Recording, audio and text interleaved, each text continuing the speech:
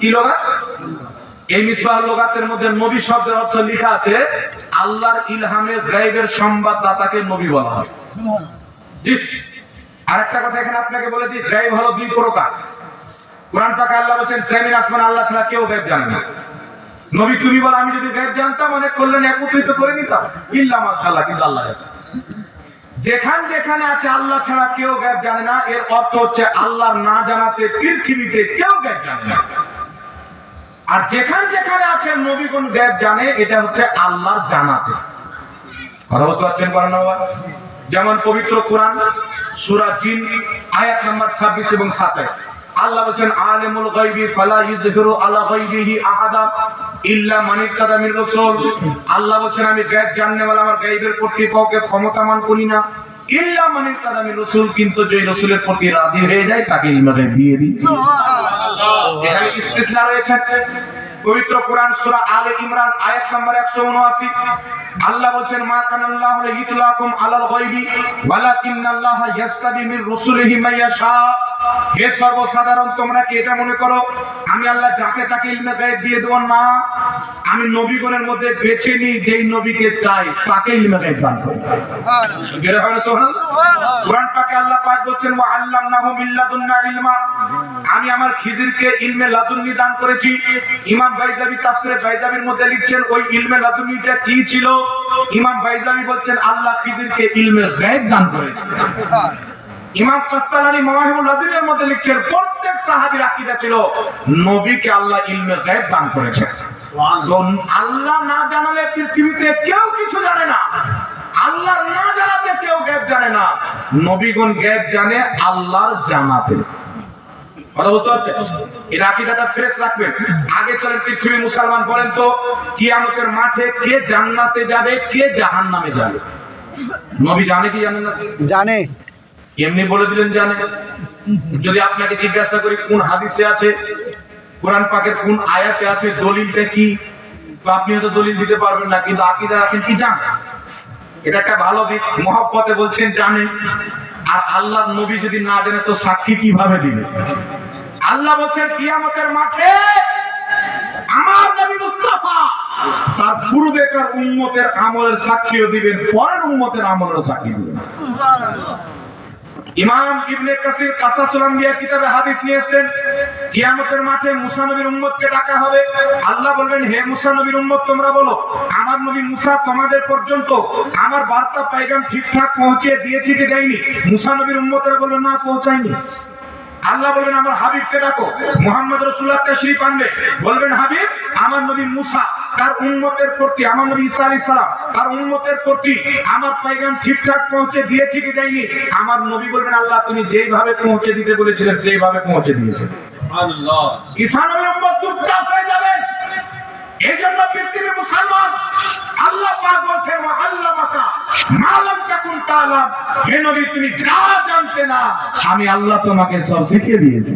সুবহানাল্লাহ। একটি হাদিস ইমাম তিরমিজি সংকলন করেছেন, মুসনাদে আহমদের মধ্যে ইমাম আহমদ বিন হাম্বল সংকলন করেছেন, যে হাদিসটিকে ইমাম নিবামি সহিহ বলেছেন, যে হাদিসটিকে ইমাম মানাবি সহিহ বলেছেন। আল্লাহ নবী আলাইহিস সালাতু ওয়াস সালাম একদিন নিজের হুজরা থেকে বের হলেন, তিনার দুই হাতে দুটি খাতা ছিল। কি ছিল? দুই হাতে দুটি খাতা নিয়ে রাসূল পাক বলছেন সাহাবী আমার হাতে কি?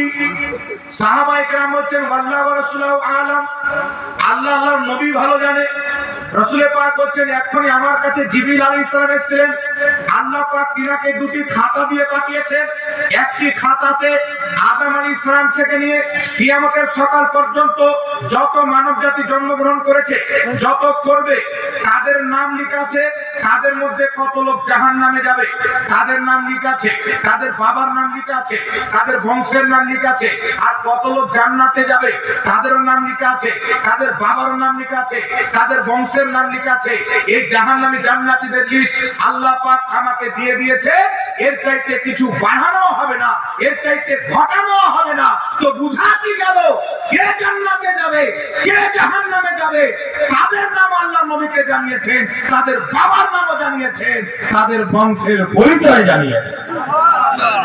এই জন্য এই কথা বলা যে কে জান্নাতে যাবে নবী জানে না, মানুষের তৈরি করা আকীদা। আর নবী জানতেন এটা মুহাম্মদ রাসূলুল্লাহর দাওয়াত। একই জোরে বলেন সুবহানাল্লাহ।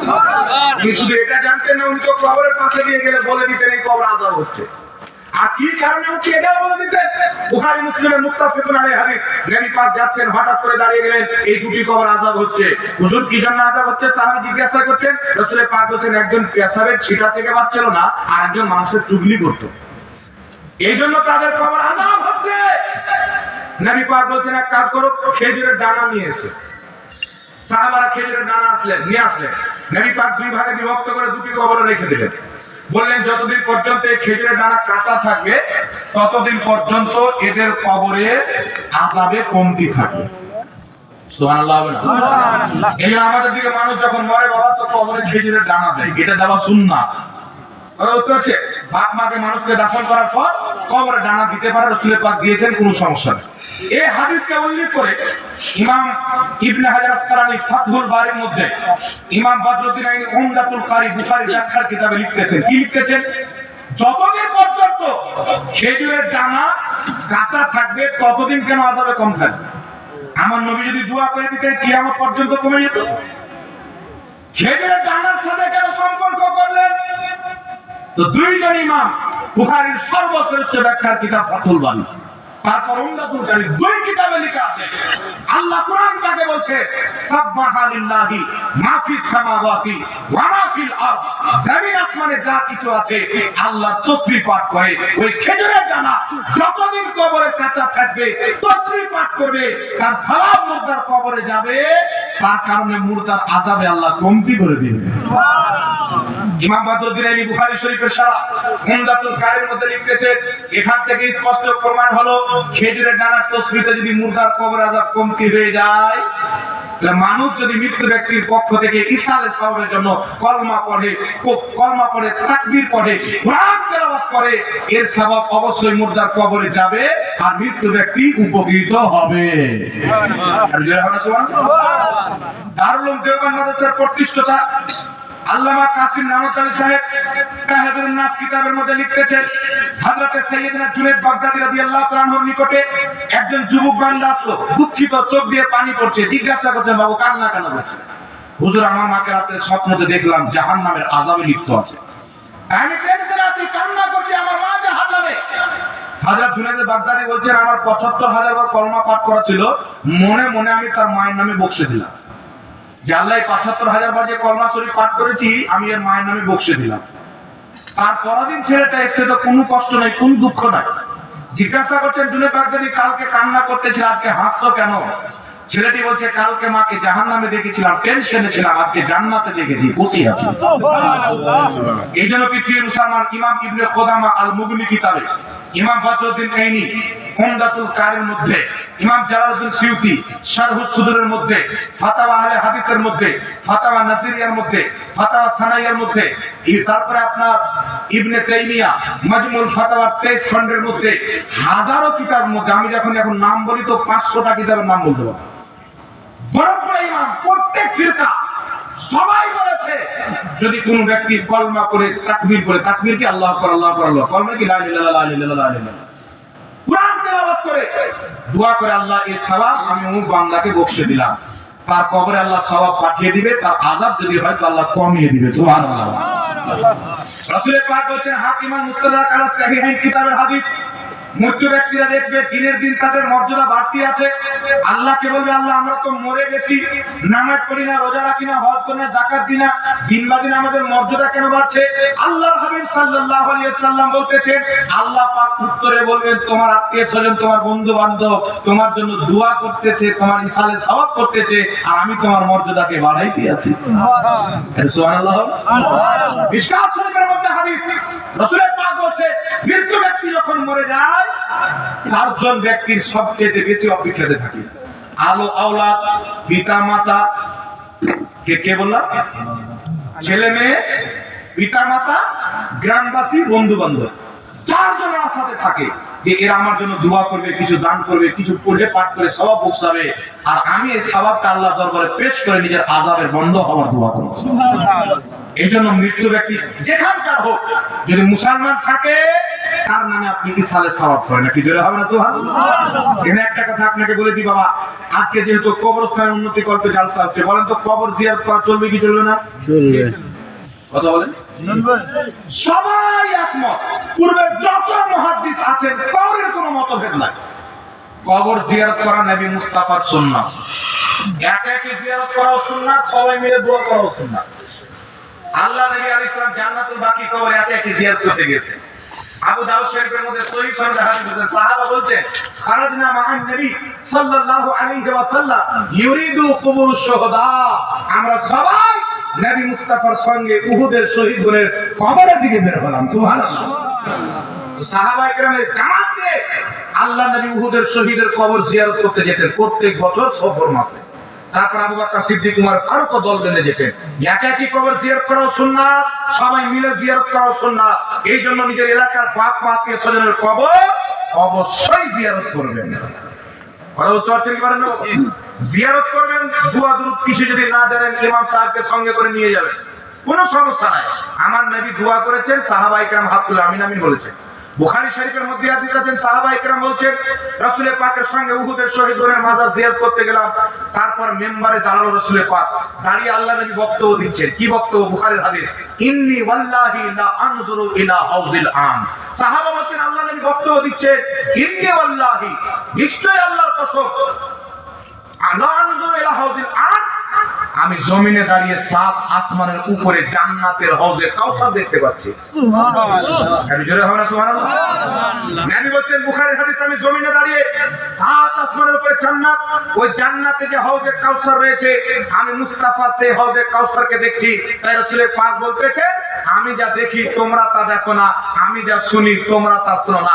সাহাবায়ে কেরাম নবী পাক যাচ্ছেন, হঠাৎ করে একটি আওয়াজ হলো। নবী পাক বলছেন কিসের আওয়াজ? সাহাবী বলছেন আল্লাহু ওয়া রাসূলুহু আলাম, আল্লাহ নবী ভালো জানেন। নবী পাক বলছেন ৭৭ বছর পূর্বে একটি পাথর আল্লাহ জাহান্নামে ফেলেছিলেন, ৭৭,০০০ বছর পর গর্তে গিয়ে পড়লো, সেখানে একটা আওয়াজ হলো, ওই আওয়াজ আমি মুস্তাফা নিজের কানে শুনলাম।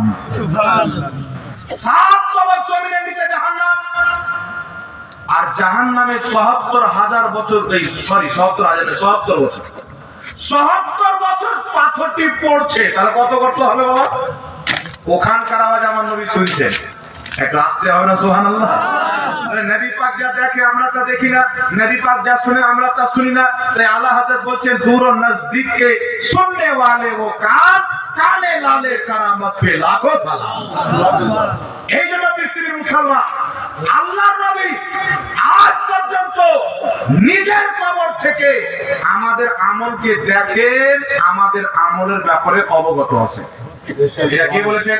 শেখ আব্দুল হক মুহাদ্দিস তাহবী রাহমাতুল্লাহ আলাইহি আখবারুল আখিয়ার কিতাবে লিখছেন, নবী পাক আমাদের আমলের প্রতি হাজির নাজির। ইমাম জালালউদ্দিন সিউতি আল হাবিলিল ফাতাওয়ার দ্বিতীয় খণ্ডের মধ্যে লিখছেন, নবী পাক আমাদের আমলের প্রতি হাজির নাজির। ইমাম আলুসি তাফসীর আলুসির মধ্যে লিখতেছেন, নবী পাক আমাদের আমলের প্রতি হাজির নাজির। হাজির নাজির মানে নবী এখানে উপস্থিত আছেন এইরকম নয়। কিছু লোক মনে করে যে সব জায়গায় নবী উপস্থিত আছেন, এইরকম নয়। উনি নিজের কবরে সহশরীরে জিন্দা আছে, ওখান থেকে উনি এখান অবধি দেখতে পান। আল্লাহ নবী বলছেন, কি বলতেছেন? ইন্নাল্লাহা যাওয়ালিয়াদ দুনিয়া আলা কুল্লিহা, সমস্ত দুনিয়াকে আল্লাহ আমার সামনে উজ্জ্বল গচ্ছিত করে দিয়েছেন। আমি দেখছি কিয়ামত পর্যন্ত এই দুনিয়াতে যা হবে এমন ভাবে দেখি যেমন হাতের তালু দেখতে পাওয়া যায়। সুবহানাল্লাহ। সহিহ মুসলিমের হাদিসে রাসূল পাক বলছেন, ইন্নী ফারাইতু মাশারিকাহা ওয়া মাগারিবাহা, নিশ্চয় আমি পূর্ব পশ্চিম পর্যন্ত দেখতে পাচ্ছি। এটি জোরে হবে না সুবহানাল্লাহ? মোতার যুদ্ধ হচ্ছে, নবী মসজিদে নবীর মেম্বারে এলান করছেন, এখন উনি ঝান্ডা নিলেন, এখন জাফর ঝান্ডা নিলেন, শহীদ হয়ে গেলেন। মানে যুদ্ধতে যা যা হচ্ছে আমার নবী মদিনা থেকে বলছেন। আর একটা খবর শুনবেন, নাজ্জাশীর বাদশা যখন ইন্তেকাল করলেন, তো আমাদের নবী মদিনা থেকে তিনার জানাজা পড়েছিলেন। এই হাদিস নিয়ে অনেক কেউ গায়বী জানাজা পড়ে না, মনে রাখবেন গায়বী জানাজার নামাজ পড়া হচ্ছে নাজায়েজ, এটা কিন্তু জায়েজ না, কওরের মতে জায়েজ না। আমার নবী মদিনা থেকে নাজ্জাশী বাদশার জানাজা কেন পড়লেন? জিবরিল আমিন তুলে ধরেছিলেন লাশ, আমার নবী দেখে দেখে করেছিলেন। সুবহানাল্লাহ। এবার আমি আপনি যদি পাকিস্তানে কেউ মারা যায়, এখান থেকে জানাজা পড়ে তো দেখতে পাবো? তো নবী পাকের ব্যাপার আলাদা, আমাদের ব্যাপার আলাদা। কথা বুঝছেন কি বুঝছেন না? তবে নবী পাক রওজাতে আছেন, আমাদের আমলকে আল্লাহ দেখান, আল্লাহ দেখাতে তিনি দেখেন, এই জন্য আমলের প্রতি হাজির নাজির হয়। আরেকটা কথা হচ্ছে রাসূলের পাক কবরে সহশরীরে জিন্দা আছে, উনি যদি কোথাও যেতে চান তাহলে যেতে পারে, সহশরীরে যেতে পারে। এটা আমাদের মতন মৌলবীর বানানো আকীদা নয়। সহিহ মুসলিম একটি হাদিস এসেছে, আল্লাহ নবী সাহাবাকে বলছে, আমি এক্ষুনি মুসা নবীকে দেখলাম তিনি তালবিয়া পাঠ করছিলেন। আল্লাহ নবী হারামে আছেন কাবা ঘরের পাশে, মুসা নবীকে দেখছেন তালবিয়া পাঠ করছেন। তালবিয়া কাকে বলে? লাব্বাইক লাব্বাইক আল্লাহুম্মা লাব্বাইক লা শারীকা লাকা লাব্বাইক ইন্নাল হামদা ওয়ান নি'মাতা, এটা পাঠ করছেন। তো আল্লাহ নবীর এই হাদিস, তারপরে নবী পাক বলছেন, এক্ষুনি আমি ইউনূস নবীকে দেখলাম লাল রঙের উটের প্রতি সাওয়ার দিয়ে যাচ্ছে। এই হাদিসকে উল্লেখ করে মুসলিম শরীফে সবচাইতে গ্রহণযোগ্য ব্যাখ্যার কিতাব শারহে মুসলিম আল মিনহাজ, ইমাম নববী রাহমাতুল্লাহ আলাইহি লিখতেছেন, এই হাদিস থেকে বোঝা যায় নবীগণ ইন্তিকালের পর নিজের কবর থেকে হজের মাসে হজ করতে আসেন। সুবহানাল্লাহ, আরে জোরে বলো সুবহানাল্লাহ। ইমাম নববী বলেন, কেউ যদি বলে এটা সম্ভব কি করে, তিনি বলতেছেন শহীদগণ কবরে জিন্দা, শহীদগণের চাইতে আলা হায়াতে নবীগণ জিন্দা, তাই তিনারা কবর থেকে যেখানে ইচ্ছা যেতে পারে। ইমাম ইবনে হাজার আসকালানী রাহমাতুল্লাহ আলাইহি বুখারী শরীফের শরহ ফাতহুল বারীর মধ্যে লিখতেছে, নবী কবরে সহসরলে জিন্দা আছেন। আমাদের সালফে সলিহিনগণ নবী পাককে ডাইরেক্ট নিজের চোখে দেখেছেন, মুশকিল প্রশ্নগুলো করেছেন, আল্লাহর নবী তাদেরকে উত্তর দিয়ে গেছেন। ইমাম জালালউদ্দিন সুয়ুতী আল হাবিল ফাতাওয়া দ্বিতীয় খণ্ডে লিখতেছে, নবী পাককে আল্লাহ শক্তি দিয়েছে, উনি যেখানে খুশি যেতে পারে, একসাথে যদি 10 জায়গায় যেতে চায়, উনি মুজিজা আছেন 10 জায়গায়ও যেতে পারে। জোরে আওয়াজ সুবহানাল্লাহ। এটা ইমাম আলুসি লিখেছেন, শেখ আব্দুল হক মুহাদ্দিস দেহলভী আকবরুল আখতার কিতাবে লিখেছেন, আর এটাকে হাজী ইমদাদুল্লাহ মুহাজির মাক্কি রাহমাতুল্লাহ আলাইহি ফায়সালা হক মাসআলা কিতাবের মধ্যেও উল্লেখ করেছেন। একটু জোরে হবে না সুবহানাল্লাহ।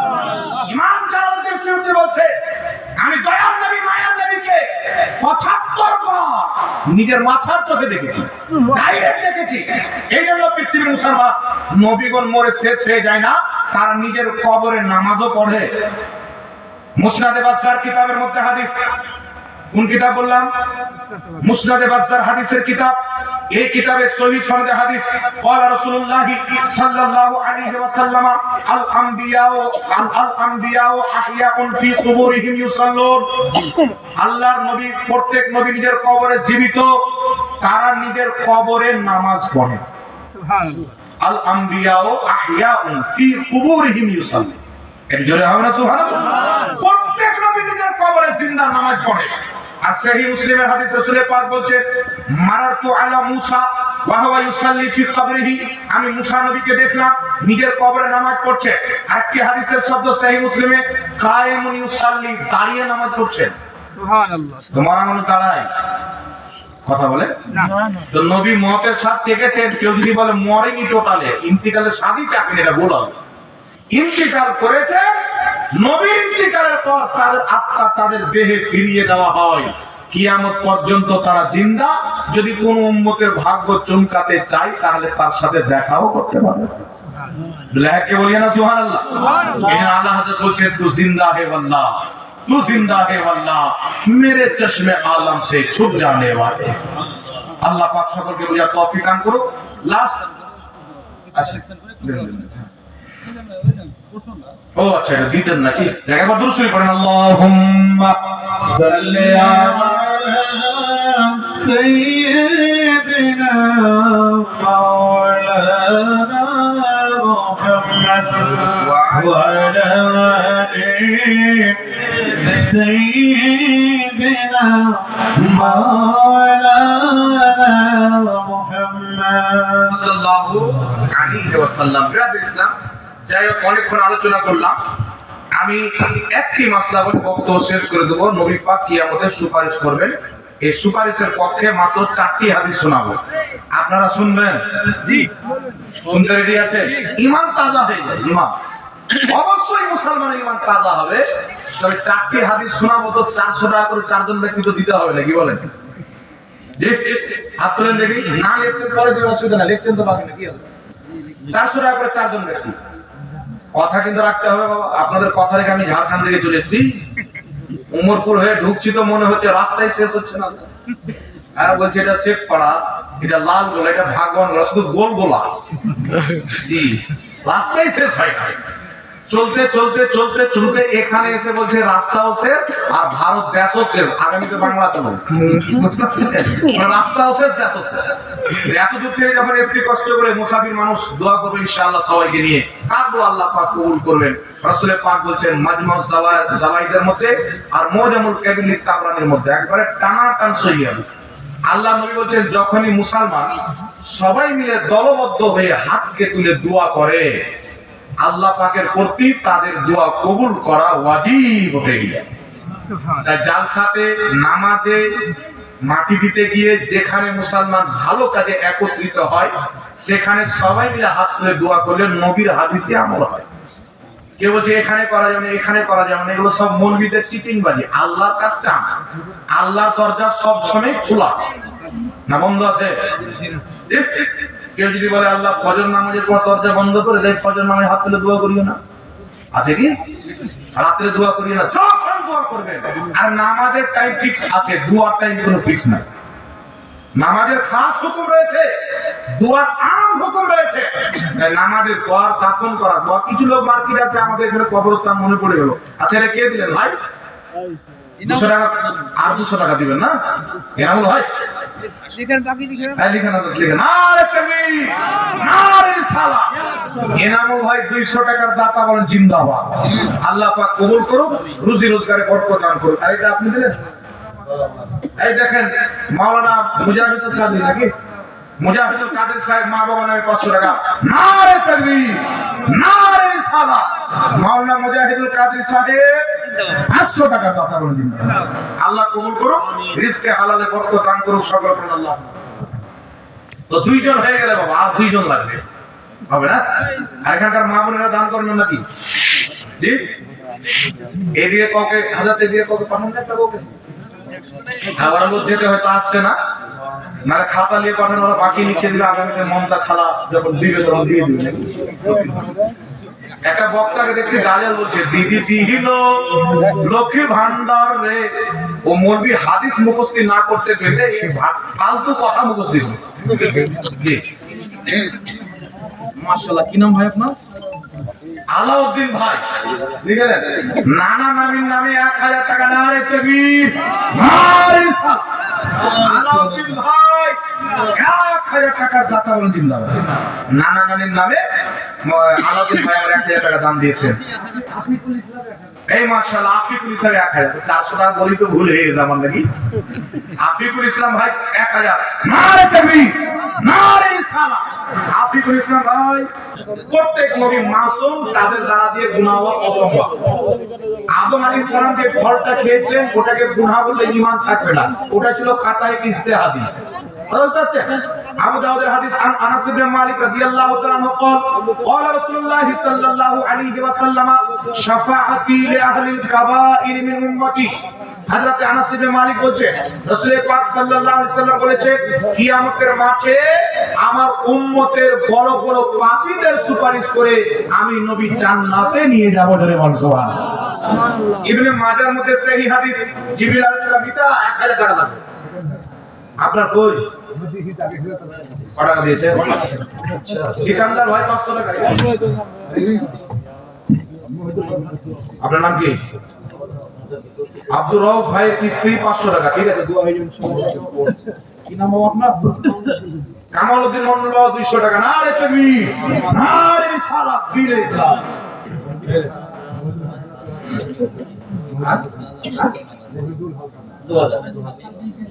মহিদুল হালসানা কটাকা? মহিদুল হালসানা গ্রামের নাম, আমি মহিদুল হালসানা ভাই 2000 টাকা। নারে তাকবীর, নারে রিসালাত। 2000 টাকার দাতা মহিদুল হালসানা ভাই বলেন জিন্দাবাদ। নাম হতে পারে ভাই কোন দেশের ভাষা, ভাই কোন দেশের আবার। এরই প্রতি কিয়াস করে তিনি বলেছেন দাফন করার টাইমে আদন্দা মামদু। মামদু মানে মুস্তাহাব, দিলে নাকি না দিলে গুনাহ নাই। যেখানে হচ্ছে দিবেন, কোন জায়গায় হয় না, ঝগড়া করার দরকার নেই। কথা বুঝতে পারছেন? এরা কে দিয়েছেন?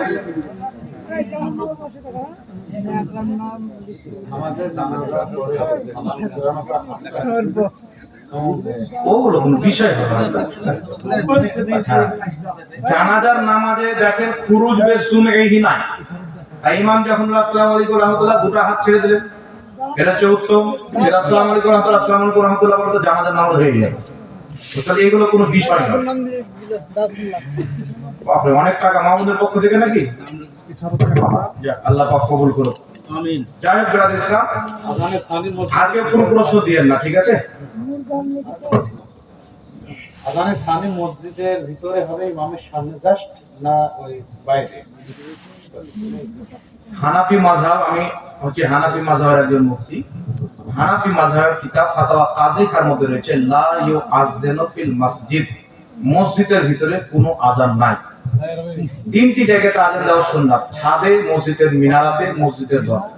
কারণ হচ্ছে ভিতরে দেওয়াকে ফাতাওয়া আলমগীরিতে বলা হয়েছে মাকরুহে তাহরিমি। সুতরাং মসজিদের গেটে বা মিনারাতে এগুলো আযান দেওয়া হচ্ছে সুন্নাত। আমাদের বর্তমান পরিস্থিতি উল্টে গেছে। আচ্ছা, কেউ পরিস্থিতি উল্টে দিয়েছে সেটা ছাড়ো। মুনাজাতে রুহের জন্য সওয়াব পাঠানো হয়, এটা ঠিক না বেঠিক? জি, মৃত ব্যক্তির জন্য দোয়াতে যেগুলো আপনারা দান করলেন এগুলো সওয়াব ইসাল করা, এটা জায়েজ আছে, এতে কোনো সমস্যা নেই। হযরত আলীকে মাওলা আলী বলে কেন? রাসূল পাক আলাইহিস সালাম বলেছিলেন, মান কুনতু মাওলাহু ফাহাদা আলীউল মাওলা, আমি যার মাওলা আলীও তার মাওলা। এইজন্য এই হাদিসকে কেন্দ্র করে মাওলা আলী বলাতে কোনো অসুবিধা নাই। তবে শিয়াদের মতন মাতামাতি করা যাবে না। আলী মাওলার মানাওয়ালা নয়, মাওলা মানে হচ্ছে অভিভাবক, বুঝতে পারছেন? নবী পাক বলেছেন আমি যার অভিভাবক আলীও তার অভিভাবক। অভিভাবক বা সর্দার, এই দুই মানাতে আপনি বলতে পারেন, প্রত্যেক সাহাবা আমাদের সর্দার। কিন্তু শিয়ারা মাওলা মানে প্রথম খলিফা, মানে আবু বকর চাইতে উত্তম, বিভিন্ন রকম ওদের মানা হয়। তো ওদের মানাতে আমরা বলি না, আমরা বলি যেটা কোরআন হাদিসের সঠিক মানা। সূরা আলে ইমরানের 51 নম্বর আয়াতের ব্যাখ্যা করে বুঝাবো। সূরা আলে ইমরানের 41 নম্বর, আমি হাফিজ নয়, 41 নম্বর কোন আয়াত আছে এটা আমার জানা নেই, আমি হাফিজে কোরআন। সূরা 41 নম্বর আয়াতে কি আছে ব্যাখ্যা করতে বলেছে। হ্যাঁ, যাই হোক ব্রাদার ইসলাম, আর কেউ প্রশ্ন করিয়েন না। রাসূল পাক কিয়ামতে পাপী উম্মতের সুপারিশ করবেন। হযরতে জিবরিল আলাইহিস সালাম আসলেন, সুনান ইবনে মাজার হাদিস। এসে বলছেন, ইয়া রাসূলুল্লাহ, আল্লাহ তাবারাক ওয়া তাআলা আপনাকে দুটি জিনিস দিয়েছে, আমাদের ভাষায় বলে দুটি অপশন। একটি হচ্ছে আপনার উম্মত কিয়ামত পর্যন্ত যত হবে বিনা হিসাব কিতাবে আপনার অর্ধেক উম্মতকে আল্লাহ ডাইরেক্ট জান্নাতে দিবে, তাদের কোনো হিসাব কিতাব লাগবে না। রাসূল পাক সাল্লাল্লাহু আলাইহি সাল্লাম বলেন, দ্বিতীয় নাম্বার জিবরিল আলাইহিস সালাম বললেন যে শাফাআত। তো আল্লাহ নবী বলেন আমি শাফাআত তাকে নেব। তো শাফাআত কেন নিলেন? অর্ধেক উম্মত জান্নাতে যাবে, আর বাকি অর্ধেক কোথায় যাবে? রাসূল পাকের অতক্ষণ সুপারিশ চলবে যতক্ষণ পর্যন্ত একজন উম্মত জাহান্নামে থাকবে। একটু সুবহানাল্লাহ হবে না? এই যে রাসূল পাক সাল্লাল্লাহু আলাইহি সাল্লাম বলছেন, বুখারী শরীফের হাদিস, কিয়ামতের মাঠে মানুষজন ছুটে যাবে কোথায়? নবী আলাইহিস সালামের দরবারে। কোথায়? কিয়ামতের মাঠে মুসলমানরা পরামর্শ করবে, আজকে আল্লাহ পাক জাব্বারিয়াতের দরজা খুলেছেন, কাহারিয়াতের দরজা খুলেছেন। তো চলো না নবীদের দরবারে যাই, তাদের দোয়া আল্লাহ কবুল করে, তাদের কথা আল্লাহ শুনে। তো সব মুসলমান কোথায় যাবে? আদম নবীর দরবারে যাবে। যাওয়ার পরে বলবে, ইয়া আদম আলা নবিয়ানা, আপনি হচ্ছেন আমাদের আদি পিতা, আপনি আমাদের সুপারিশ করেন। আদম আলাইহিস সালাম বলবেন, ইযহাবু ইলা গায়রি, অন্য কারোর কাছে যাও, অন্য কারোর কাছে যাও। পৃথিবীর মুসলমান প্রত্যেক নবী বলবেন, ইযহাবু ইলা গায়রি, অন্য কারোর কাছে যাও, সবাই এগিয়ে দিয়ে দাও। ঈসা আলাইহিস সালাম বলবেন, হে মুসলমান, ইদিক ওদিক গিয়ে কাজ হবে না। আজ কিয়ামতের মাঠে আল্লাহ যদি কারোর কথা শুনে, তিনি হচ্ছেন মুহাম্মদ রাসূলুল্লাহ, নবীর দরবারে চলে যাও। রাসূল পাকের নামটা যখন শুনবেন ব্রাদার ইসলাম, মুমিন মুসলমানরা দৌড় দিয়ে নবী মুস্তাফার দরবারে যাবেন। আল্লাহর নবী যখন চেহারাকে দেখবেন, নিজের কষ্ট দুঃখগুলি মানুষের কমে যাবে, সুবহানাল্লাহ। আপনি এখান থেকে ধরেন সৌদি আরব গিয়েছেন, একা, কেউ নাই চিনার পরিচিত, দেখছেন ওই সৌদি আরবে এই হুজুর ওখানে কাজ করছে, আপনাদের এলাকার মাওলানা সাহেব, উনাকে যখন দেখে নিলেন একটু সাহস বাড়বে কি বাড়বে না? একটা লোক পেয়েছে, মনে মুজাহিদুল কাদরি দুটা হয়ে গেলে আরো বেশি হয়ে গেল। তো কিয়ামতের মাঠে সারা জিন্দেগি মুসলমান শুনেছেন নবী পাক সুপারিশ করবেন, আল্লাহ নবীর চেহারাকে দেখবেন তো নকশা চেঞ্জ হয়ে যাবে, দুঃখ কমে যাবে, কষ্ট কমে যাবে। ইমামে আহলে সুন্নাত বলছেন, ওড় কর যাব নূরি চাদর আয়েঙ্গে, সারে মাহশর কা নকশা বদল যায়। নবী পাক যখন আসবে, হাসরের নকশা চেঞ্জ হয়ে যাবে। দুঃখিত মুসলমান আনন্দিত হয়ে যাবে, সব গিয়ে বলে, ইয়া রাসূলুল্লাহ, सबने शबे महशर ललका दिया हमको एक एक सो के आका अब तेरी दोहाई है সবাই ফিরিয়ে দিয়েছে আপনি শ্বাস আপনি যদি না দেখেন তো আর কেউ নাই রাসূলুল্লাহ সাল্লাল্লাহু আলাইহি সাল্লাম বলবেন আনাল্লাহ এইজন্য তো আমি আছি এটা তো আমার কাজ আমার কাছে এসো নবী মুস্তাফা সাজদাতে যাবেন বুখারীর হাদিস আল্লাহ নবী সাজদাতে পড়বেন আল্লাহ সেই সময়তে একটি তাসবিহ শিখাবেন আমার নবী সেই তাসবিহটি পাঠ করবেন দীর্ঘ সময় হওয়ার পর নবী মুস্তাফাকে আল্লাহ বলবেন ইয়া মুহাম্মদ ইরফা রাসাক হে মুহাম্মদ মাথা তুলো তুমি যার সুপারিশ চাইবে তাকে বখশে দেওয়া হবে তুমি যা চাইবে তোমাকে তাই দেওয়া হবে এজন্য বলতে হবে সুবহানাল্লাহ আল্লাহ কোরআন থেকে বলছে ওয়ালা সাউফা ইউতিকা রাব্বুকা ফাতারদা হে নবী অতি শীঘ্রই আমি তোমাকে এত দেব তুমি রাজি হয়ে যাবে আর কিয়ামতের মাঠে আল্লাহ বলেন হাবিব তুমি নিজের মাথাকে তুলো তুমি যা চাইবে তোমাকে তাই দিব যার সুপারিশ করবে বখশে দিব আমার নবী মাথা তুলবে পৃথিবীর মুসলমান ওই কিয়ামতের মাঠে সবাই নফসি নফসি করবে সব চাইবে আল্লাহকে রাজি করব সব চাইবে আল্লাহকে রাজি করব কিন্তু আমার আল্লাহ চাইবে আমার নবী মুস্তাফাকে রাজি করবে খোদা কি রাজা চাহতে হে দো আলম খোদা চাহতা है রাজা মুহাম্মদ আমার নবীর সুপারিশ চালু হবে নবী মুস্তাফার সুপারিশ চালু হওয়ার পর প্রত্যেক নবীও সুপারিশ করবেন আলিমরাও সুপারিশ করবেন হাফিজে কোরআনও সুপারিশ করবেন আর কিয়ামতের মাঠে আল্লাহর যারা হক্কানি ওলি হবে তারাও সুপারিশ করবে হক্কানি যারা ওলি হবে তারাও সুপারিশ করবে রাসূল পাক বলেন ইবনে মাজাহ হাদিস কিয়ামতের মাঠে 3 শ্রেণীর ব্যক্তি সুপারিশ করবেন নবীগণ আলিমগণ শহীদগণ ইমাম সিউতি হাদিসটিকে হাসান বলেছেন এইজন্য পৃথিবীর মুসলমান আপনাদেরকে বলতে চাই নিজের সন্তানদেরকে আলিমে দ্বীন বানান কি বানান ইসলামের শিক্ষা দেন মা বোনদেরকে শিক্ষা দেন পরশুদিন দক্ষিণ দিনাজপুরে যার সাথে ছিলাম একটা মাসলা জিজ্ঞাসা করলো হুজুর আমাদের এলাকায় একজন ব্যক্তি তার মেয়ের বিয়ে একটা হিন্দু ছেলের সাথে দিয়েছে তো কি হবে এর মাসলাটা কি হবে আমি বললাম কোন অমুসলিমের সাথে মুসলমান মেয়েদের বিবাহ হবে না যে বাড়ির মালিকরা দিয়েছে বৈধ মনে করে যদি দেয় একটা নিকৃষ্ট হারাম কাজকে বৈধ মনে করলে মানুষ কাফির হয়ে যায় মুসলমান থাকে আল্লাহর হারাম করাকে হালাল মনে করা কুফরি আল্লাহর হালাল করাকে হারাম মনে করা মানুষ দারু পান করছে যদি বলে আমি হালাল মনে করছি তো কাফির হয়ে যাবে হারাম মনে করে যদি পাঠ করে তো গুনাহগার ওই বিয়েতে যারা অংশগ্রহণ করেছে বৈধ মনে করে যারা অংশগ্রহণ করেছে তারা সবটার বউ তালাক হয়ে গেছে সবকে বিয়ে পড়িয়ে মোহরানা দিয়ে কলমা পড়িয়ে মুসলমান করতে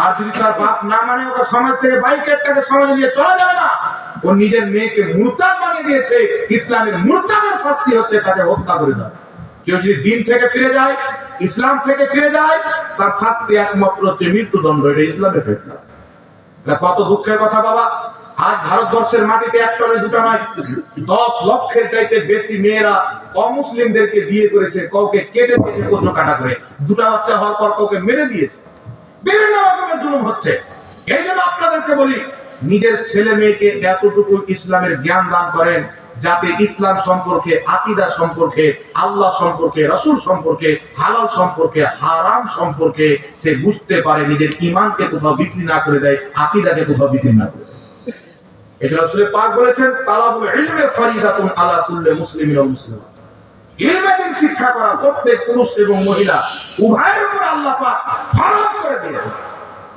কতটুকু মুফতি হওয়া ফরজ নয় ফাজিল হওয়া ফরজ নয় হারাম হালাল আল্লাহ রাসূল সম্পর্কে যেগুলো জরুরি জ্ঞান থাকা দরকার এতটুকু শিখাচ্ছে ফরজ বেশি শিখলেন তো সোনে পে সুহাগা আরো বেশি উঠতো তাই নিজের মেয়েকে নিজের ছেলেকে এতটুকু ইসলামের শিক্ষা দেন যাতে নিজের ধর্মকে ত্যাগ না করে আল্লাহ বলেন ইন্নাদ দীনা ইনদাল্লাহিল ইসলাম নিশ্চয়ই আল্লাহর নিকটে একমাত্র ধর্ম হলো ইসলাম একমাত্র ধর্ম দুনিয়ার মানুষ নিজের হাতে পুতলা তৈরি করে পূজা করে মুসলমান কুল কায়নাতকে যিনি তৈরি করেছেন সেই শ্রদ্ধার একমাত্র পূজা আল্লাহ ছাড়া করেন ইবাদত ইসলামে চলে না আল্লাহ ছাড়া করেন সাজদা ইসলামে চলে না এই মুসলমানের পেশানি আল্লাহর সামনে ঝুঁকবে মুসলমান ইবাদত করবে তো আল্লাহর কথা বুঝছেন কি বুঝেন না আল্লাহ ছাড়া কাউকে ইলাহ মনে করলে কি হবে শিরক হয়ে যাবে তা আপনার মেয়ে যদি কোনো অমুসলিমকে বিয়ে করে নেয়, কেন করলো? তার কাছে ইসলামের জ্ঞান নাই, আপনি দেননি।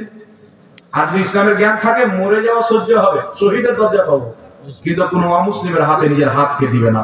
রাসূলুল্লাহ আল্লাহ পাক কোরআনে বলেছেন, কুল হাল ইয়াস্তাবিল্লাযীনা ইয়ালামুনা ওয়াল্লাযীনা লা ইয়ালামুন। হে নবী তুমি বলো, যারা জানে অর্থাৎ আলিম আর যারা জানে না উভয় কি সমান? ইমাম সিয়ুতী বলেছেন তাফসীরে জালালাইনে, লা ইয়াস্তাবি, দুইজন কোনোদিন সমান হতে পারে না। ফাসআলু আহলা যিকরি ইন কুনতুম লা তা'লামুন, যেটা তোমরা জানো না, যারা জানে তাদের কাছে গিয়ে জিজ্ঞাসা করো। আলিম হলো সমাজের শিক্ষক আর সমাজ হলো আলিমের ছাত্র। কথা বুঝতে পেরেছেন কি পারেন? আল্লাহ বুঝার তৌফিক দান করুন। নিজে জ্ঞান অর্জন করেন, নিজের ছেলে মেয়েকে জ্ঞান অর্জন করান। কবরস্থানে জালসা, পিতা মাতা আত্মীয় স্বজন শুয়ে আছে, মাঝে মাঝে আসবেন, জিয়ারত করবেন। একটি হাদিস যদিও জয়ীফ সনদে পাওয়া যায়, প্রত্যেক শুক্রবারে বৃহস্পতিবারে মা বাবার কবরকে জিয়ারত করেন। আর জয়ীফ হাদিসের প্রতি আমল করা মুস্তাহাব, এই বিষয়ে সমস্ত মুহাদ্দিস একমত। ইমাম নববী ইমাম নববী আল আজকার কিতাবে লিখেছেন, প্রত্যেক উলামা ফুকাহা একমত, জয়ীফ হাদিসে ফাজাইল আমলে আমল করা জায়েজ এবং মুস্তাহাব। কথা বুঝতে পারছেন কি পারেন? তো পিতা মাতার কবর জিয়ারতের পক্ষে অনেক সহিহ হাদিস রয়েছে, কবর জিয়ারতের পক্ষে অনেক সহিহ হাদিস রয়েছে। রাসূল পাক বলেছেন, এতদিন তোমাদেরকে নিষেধ করতাম, ফাজুরুহা, এখন তোমরা জিয়ারত করো। তো কবর জিয়ারত করবেন। বাপ মায়ের কবরের পাশে যখন আপনি আসবেন, দোয়া করবেন, কিছু জানলে পড়ে বলবেন, আল্লাহ সওয়াব আমার বাপ মাকে দিয়ে দেন। কথা বুঝতে পারছেন কিনা? আজকে বাপ মায়ের নামে দান করবেন, যা পারেন পিতা মাতাকে স্মরণে রাখবেন। আল্লাহ পাক সকলকে বুঝার তৌফিক দান করুন। সকলে বলুন আল্লাহুম্মা আমিন। জিন্দা মা বাবার খিদমত করেন, দুনিয়াতে জান্নাত নিজের নামে রেজিস্ট্রি করেন। ওয়া মা আলাইনা ইল্লাল বালাগ। সালাতু সালাম করেন ইয়া নবী।